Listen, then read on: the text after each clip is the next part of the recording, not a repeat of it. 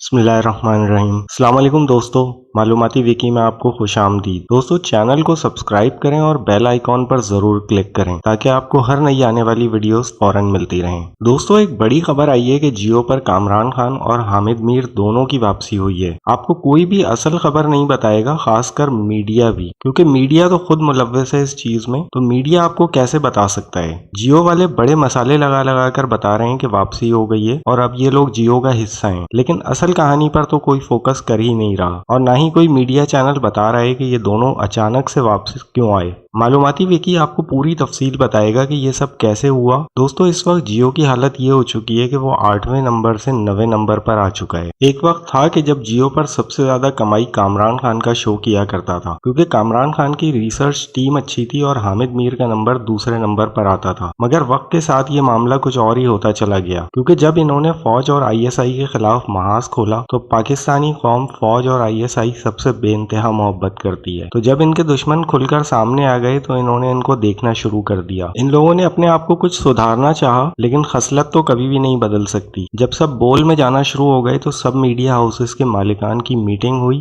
انہوں نے فیصلہ کیا کہ بول کو تباہ کرنا ہے، تو ان لوگوں نے بول میں اپنے لوگوں کو داخل کرنا شروع کیا، اور اسی طرح کے کچھ لوگوں نے بول کو مل کر تہس نہس کر دیا۔ یہ تمام چینل شروع دن سے نقصان میں ہیں۔ یہ ہمیشہ صرف ایسے چلتے ہیں کہ اگر ایک چینل کا خرچہ 100 روپے ہے تو اشتہارات سے 50 روپے تک کا خرچہ پورے کرتے ہیں، باقی 50 روپے حکومتی اشتہارات سے کماتے تھے۔ جیسے نواز شریف زرداری کے حق میں پروگرام کر کے باقی اینکرز لفافے پکڑ کر سیاست دانوں سے پیسے لیتے تھے، تو اس طرح ان کی کمائی چلتی تھی۔ باقی جو اوپر پروفٹ ہوتا تھا اور جو بہت زیادہ کمائی تھی وہ CIA، را اور موساد، ان کا ایجنڈا پورا کرنے پر ہوتی تھی۔ فوج اور ISI کے خلاف بولنا اور لکھنا، پھر پاکستان میں مایوسی پھیلانا، منفی پروپیگنڈا کرنا، اس طرح کی چیزیں شروع ہو گئی تھیں۔ یعنی ایسے سارے پروگرامز کیے گئے تو اس کے بعد ان کو لاکھوں ڈالرز ملنا شروع ہو گئے۔ مگر پچھلے 4 سال میں پاکستان کے گمنام ہیروز نے ان کی فنڈنگ پر نقب لگائی تو ان کا برا حال ہو گیا اور اب یہ ڈوبنا شروع ہو گئے ہیں۔ عمران خان کی حکومت آنے کے بعد تو ان کی بالکل ہی ستیہ ناس ہو چکا ہے۔ بیرونی فنڈنگ بھی رک گئی ہے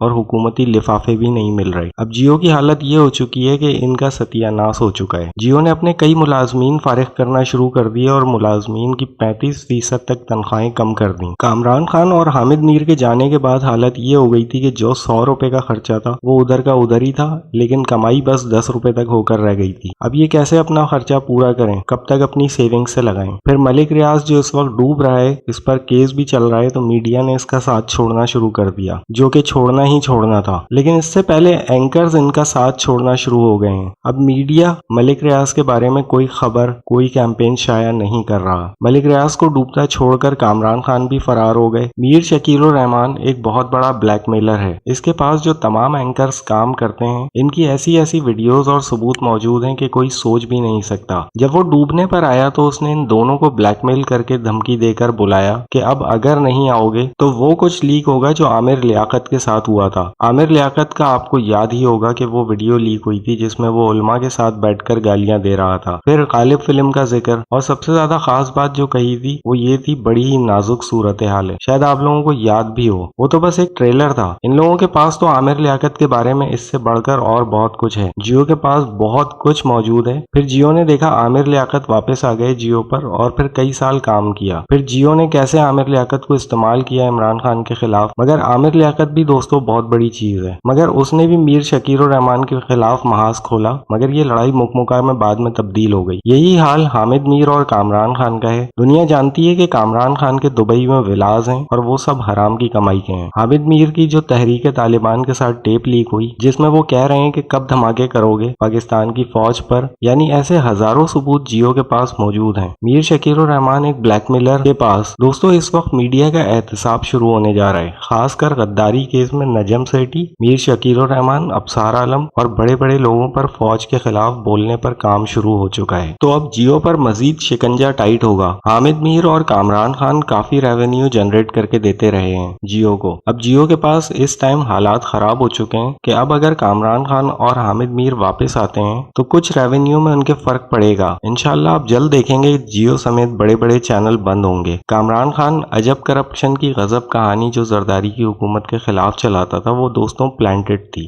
اور اس کے پیچھے زرداری خود ہی تھا، کیونکہ انٹرنیشنل ایجنڈا تھا کہ پہلے 5 سال زرداری اور پھر 5 سال نواز شریف کے۔ تو زرداری کی حکومت کے آخر میں وہ تمام اسکینڈل بے نقاب کرنے تھے تاکہ دنیا نواز شریف کو ووٹ دے، اور باقی رہی دھاندلی وہ ایک الگ چیز ہے۔ یہ سب اسی کی کڑی تھی۔ کامران خان جواب دے کہ اس کے بدلے دبئی کا ولا کیسے خریدا، ٹرانزیکشن کیسے ہوئی، کس نے پیسہ دیا۔ خیر اصل کہانی یہ ہے کہ بلیک میل کر کے واپس لایا گیا ہے اور دونوں ساتھ ساتھ واپس آئے ہیں، مگر مزے کی بات یہ کہ یہ سب ایک ساتھ ہی پھنسیں گے۔ ویسے اچھی بات ہے کہ سارے 2 نمبرز ایک ساتھ آ جائیں تاکہ ان کا صفایا بھی ایک ساتھ ہی ہو۔ دوستو میرا نام ہے کامران اور آپ دیکھ رہے ہیں معلوماتی وکی۔ مجھے اپنی دعاؤں میں یاد رکھیے گا۔ اللہ تعالیٰ آپ سب کا حافظ و نگہبان ہو۔ والسلام۔